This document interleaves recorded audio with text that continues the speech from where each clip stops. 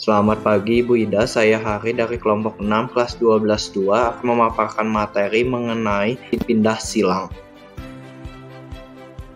Tujuan dari video ini adalah untuk mengetahui dan memahami pindah silang yang terjadi pada makhluk hidup.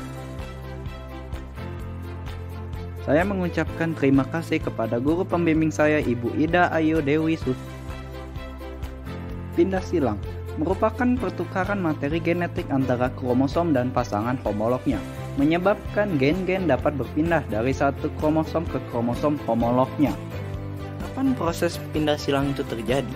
Pindah silang itu terjadi pada tahap meiosis pertama, lebih tepatnya di akhir profase pertama dan di awal metafase pertama. Berikut adalah proses dari pindah silang. Dua kromosom homolog saling berdekatan dan menempel. Bagian yang menempel ini disebut kiasma. Bila proses pindah silang telah selesai, kedua kromosom saling melepas dengan gen yang dimiliki kromosom satu dibawa oleh kromosom yang lain. Hasil dari pindah silang ini disebut rekombinan, yang nantinya akan berbentuk menjadi sel gamet. Terdapat 3 macam pindah silang. Pertama, yaitu pindah silang tunggal, yaitu pindah silang yang terjadi di satu tempat saja. Yang kedua yaitu pindah silang ganda, di mana pindah silang ini terjadi di 2 tempat. Yang ketiga yaitu pindah silang multiple, di mana pindah silang ini terjadi di beberapa tempat. Biasanya ini terjadi di beberapa kromosom. Silang dipengaruhi oleh beberapa faktor. Yang pertama yaitu suhu.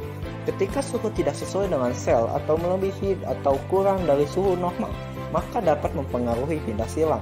Yang kedua yaitu usia tiap individu.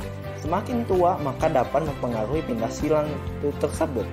Yang ketiga yaitu zat kimia. Zat kimia yang dapat mempengaruhi pindah silang seperti zat karsinogenik. Yang terakhir yaitu sinar ultraviolet, yang dimana dapat mempengaruhi terjadi pindah silang tersebut. Pindah silang ini sungguh penting. Alasannya adalah yang pertama, yaitu pindah silang membantu untuk membawa atau menyeret acak materi genetik selama proses pembentukan gamet, yang dimana ini akan membuat tiap individu itu berbeda dengan yang lain. Yang kedua yaitu variasi genetik ini diperlukan untuk meningkatkan kemampuan populasi untuk bertahan hidup, agar mereka dapat memiliki umur yang panjang.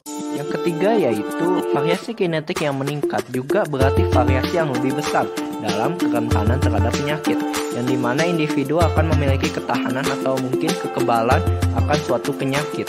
Yang keempat dan yang terakhir adalah manfaat lain dari variasi genetik adalah bahwa beberapa ciri yang akan meningkatkan kemampuan individu untuk bertahan hidup dapat diperkenalkan pada populasi. Sekian dari video saya. Semoga video ini dapat berguna dalam memberikan informasi dan menambah wawasan kepada kita semua. Terima kasih. Saya Hari Darmawan sebagai pemateri aplikasi